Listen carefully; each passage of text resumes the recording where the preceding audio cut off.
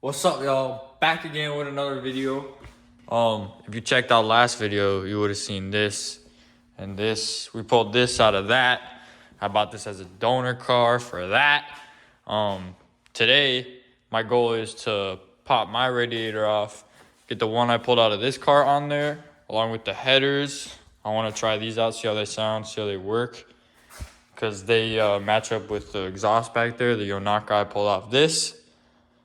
Also, I want to try and further diagnose my fuel issue. So I want to toss in the ignition switch, see what that does. I already tossed in the ECU P28.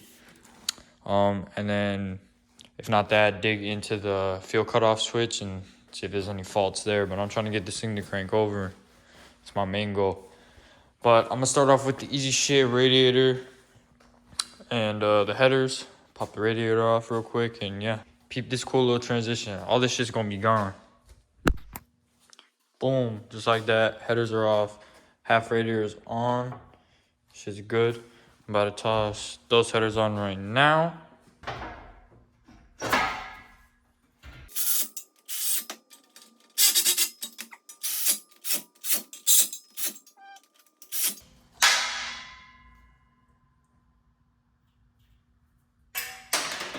Fuck. So I really wasn't tightening them down that much. It was less than I tightened the DC headers down, but fuck, I snapped a little stud there.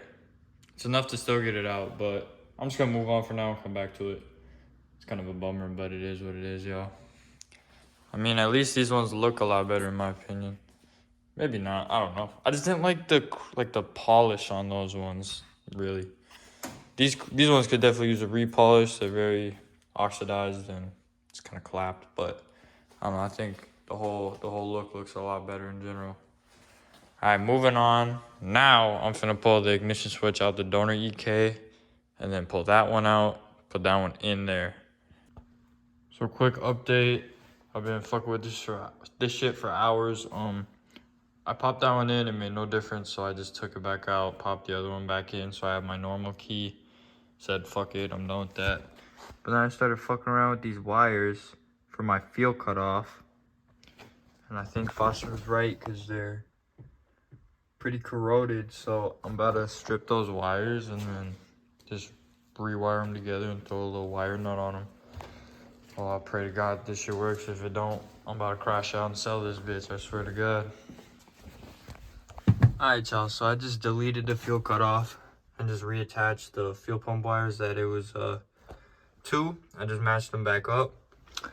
Some moment of truth. I'm gonna see if it fucking primes. I'm gonna plug the battery back in. And I'm fucking nervous, y'all. I'm so nervous. So bad news. I just tried to wire the wires back together. That didn't work. So then I tried to wire them to the fuel cutoff again, and that didn't work. So kind of just at a total loss here. I actually don't really know what to do. I don't know what I haven't tried to get this fuel pump to prime. Kind of starting to just get over this car, man. I just don't know what else to try, y'all, for real. So, alright, what's up, y'all? It's a new day. I took a step back, just did a bunch of research, finding anything else that I could try or any other alternative to get this fuel pump to prime. And I found that you can run 12 volt all the way back to the fuel pump with a relay in the middle, all the way back up to your ignition. So I think that's the move. I think that's what I'm gonna try and do. Boosted Kyle on YouTube had a super good video about it, super in depth. Big helps right there. But I'm gonna try a couple other things before I do that, because I kind of want it to get to prime. I want it to be able to prime on its own without having to do that, but that's probably what I'm gonna end up having to do, which is fine. As long as it primes at the end, it doesn't really matter. Right now though, I'm just tossing in some of my interior. As far as I took those cup holders out of that car.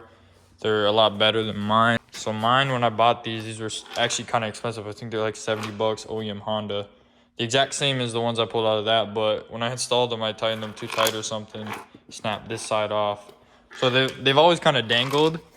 which I find pretty annoying. So I just cleaned that one up, and I'm about to toss that one back in along with that little metal bracket that I took out when I took the carpet out.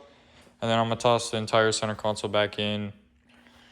Alrighty, so I got the lower brace and the cup holders secured. I'm gonna move on to the center console pieces and then throw my shift knob back on. EK interior is back together, besides the carpet and the two trim door pieces. But I'm gonna go ahead and toss my shift knob on, and this should be all complete. All right, y'all, I tossed shift knob on, and I tossed the little trim piece up by the steering wheel back on. So that'll probably be all for this video. I appreciate y'all for watching. Y'all thought this video was over? I figured it out. So that's currently leaking. The banjo bolt is currently leaking, but I got it to prime. So I ended up in the nick of things. I ended up going to O'Reilly's not too long ago, but when I initially got the car start ready to replace the main relay, it was the first thing I did. I was just scrolling and I found some videos. I bypassed the main relay, 220 amp fuses, and it fucking primed. It fucking primed. Listen. Like I said, I'm not gonna do it for too long because it is leaking fuel out of that banjo bolt, but I'm freaking the fuck out. That shit is crazy. I'm gonna plug my OEM one back in. Well, that also doesn't make sense though, because why did the OEM one not work either? So I'm gonna plug this one back in. If this one doesn't work, I'm gonna take that one out, plug that one in, because I know that one works. And then hopefully we can get a first start. I'm tweaking, y'all. I'm tweaking. So y'all saw that last clip. It just didn't really want to crank over, which I find a little strange. I don't fully understand it, but fuel pump primed. It has pressure, as you can see. But it kind of just kept priming. Like, it didn't really shut off. And it only works. I tried 3 different relays, and the one out of this one didn't work.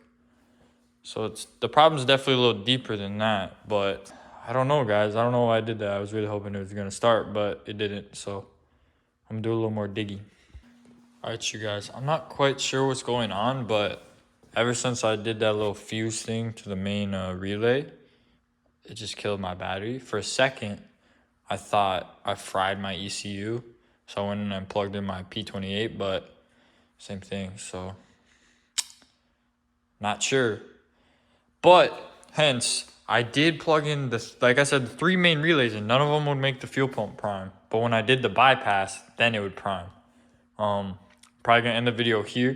Can y'all help me out with that? Just let me know why that's the case. I don't understand that at all. Because there's no way in hell I have 3 bad relays. The first one that came in this car that worked perfectly when the motor was pulled. The second one I bought from O'Reilly's that I would hope works. I'm assuming if I plugged it in Foster's car, I'm assuming it would work. And then that one that I started the car with, that should work. And I don't understand that. So, yeah, I'm just going to kind of keep diagnosing it and keep reading some forums. But I hope y'all can maybe help me out a little bit with that, because I don't understand that at all.